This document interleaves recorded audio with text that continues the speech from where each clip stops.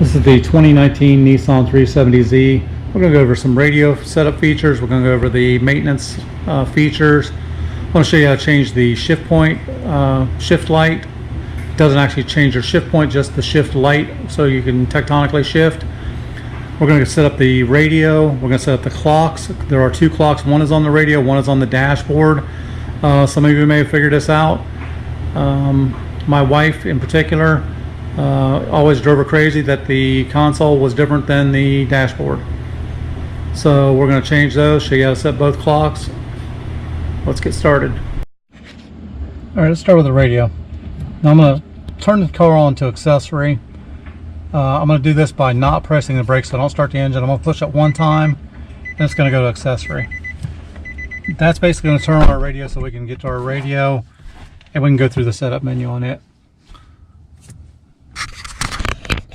So we'll push setup. The first thing we'll go through the audio. Bass, obviously, I've got mine at +5. I've changed the factory. I think it had 5 1/4s in here maybe. I think I put 6x9s in here, so I've got my bass set up pretty good. Sounds better than it would have. If you turn the knob to the left and right, you can control positive or negative. Press the enter key once, takes you to treble. Fade is to the front and rear. Again, same with the rear. I've taken the rear speakers out, putting bigger rear speakers in it. The auxiliary volume is your iPod, whatever you're tuning into it with. So if you've got a phone connected to it, it just boosts the sound a little bit. Speed volume basically will increase the volume as you go faster. The faster you go, the louder it gets. That's kind of nice. So if you're pulling up, if you're in a lot of traffic, when you start and stop a lot, it'll keep you have to turn the radio up and down so many times. Now the clock is the clock on the radio. It is not the clock up on the dashboard. Obviously you can set clock formats, 24 hours, 12 hours, depending on what you prefer. Clock on or off. We want the clock on set time. You press the enter button, will take you to the next time. It's 6:37 p.m. here, so the clock is set. Hit my back arrow, turn the knob again, takes you to language. Obviously we're speaking English, so we're going to keep it in English. Scroll direction, if you change this to that, it will go the opposite way. So basically if you turn left, it goes down. If you turn right, it goes up. If I change that the other way, it just goes completely the opposite direction. So now for that way. And that's all there is to the radio setup on this one. This is the base model, base radio, no navigation, nothing fancy built into this one. All right, now let's go over the menu up here by your RPM gauge. To get into that, we've got to get into the run position. So I'm going to do that by pressing the start button twice without pushing the gas pedal. That puts us in the run position without starting the engine. So in our menu here, if we push our top key, that's going to take us to our miles per gallon if we were driving. That takes us to our average miles per gallon or average mile per hour. Time 17 hours 45 minutes. We've gone 680 miles. Our range is 301 miles. That's how long we have until we run out of gas. Outdoor temperature 98 degrees. Kind of toasty here. We're just outside of Myrtle Beach. It's a little bit warm today. Next is our clock. Now this is the clock that is up on the dashboard, not the clock that is down on the radio. Those two can be different. As you can see, one's 6:45, one's 6:44. That's only a minute off. Before they were 6 minutes off, which may make you late for work. So I'm going to go ahead and push the set button. My hour's fine, so I'm going to leave that there. I'm going to push the set button again to get to minutes. I'm going to add 1 minute, and I'm going to push the top button again to get out of there. So we'll cover skip. Skip basically if you have an error on the dashboard over here, change tires, something like that. You can actually skip that so it doesn't do anything. So we're going to hit the enter button to get into that. You would skip it there. If you wanted to exit out, it would take you back to the main menu. If you look at details, since the orange light's on now and it has warning times 1, I'm going to hit the enter button up top, and basically it's telling me my door's open, which I've got the door open. So if there was something else wrong, it would tell you what was wrong right there. So I'm going to go back again. I'm going to skip back. So I'm hitting the enter button up top again here. We'll go down to alert. We're going to hit the enter button. Now, the first thing down on here is upshift. So I'm going to go down with the O button to get to it. I'm going to hit enter, which is the top button. I'm going to hit down for next.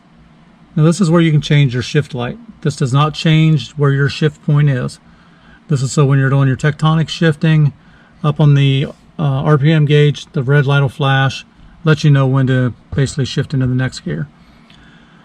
On this car in particular, I've noticed when you shift gears, it doesn't shift immediately. It takes it a few seconds, well, not a few seconds, probably a second for it to actually shift gears. So I've got mine set to 6500. That gives me a little bit longer to shift gears before I hit the red line. There's a rev limiter at 7,500 RPMs. Unless you've got something to get rid of it, you can't go over 7,500 anyhow. So by the time you shift at 6,500, it's actually going to be 7,500 before it actually shifts. If I wanted to enter that, I could hit the enter button, I could hit the set button, and it would let me change that to 7,000. So I'm going to do up, 66, 67. So I can change that all the way up to, and again, I don't know why it goes up to 9,000 RPMs from the factory, because you cannot shift at 9,000 RPMs. It would just never come on. And why you would want to shift to 2,000 RPMs, beyond me also. Again, I'm going to set mine to about 6,500. That way it gives me time to actually shift gears.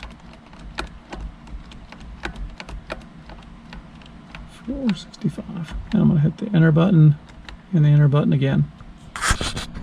I'm going to hit the next button. We're going to go to timer. I'm going to hit enter. Timer. Hit enter.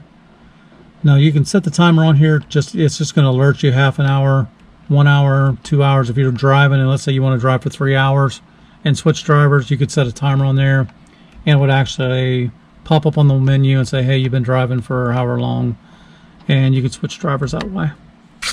So I'm going to hit the back arrow, icy. Obviously, if you hit that, if you turn on the icy setting, I'm going to hit enter.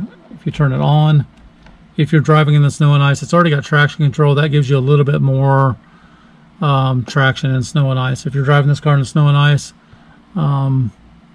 good luck anyhow, because this little car is all over the place on a slightly rainy day, let alone snow and ice. I can't imagine driving this in the snow. All right, the next is maintenance. If we hit enter on maintenance, this lets you know when your oil was changed last, 993 miles ago. You can reset that if you want. If you change your oil yourself, you can go in and reset it from there. Same with the tires. Tires were just changed 993 miles ago, or rotated 993 miles ago. They need rotated at 5,000 miles. Go back. Oil filter changed. Cabin filter. Some of my others, my cabin filter. My cabin filter needs changed at another 2,000 miles, or checked at least. That's everything in your maintenance. In your options, if you go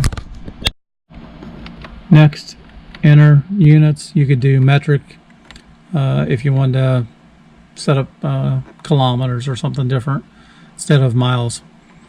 Don't know what good it would do you, because your dashboard and everything is in pretty much American or US. I guess you could do kilometers per hour, but why you'd want to do that, I have no clue. But the option is there. So I'm going to go back. Language, that would change your menu language from English to whatever you wanted. Spanish, German, French. I'm going to go back. And the effects are just the little lights that pop up on here to let you know that something's going on with it. So I'm going to go back, back, back.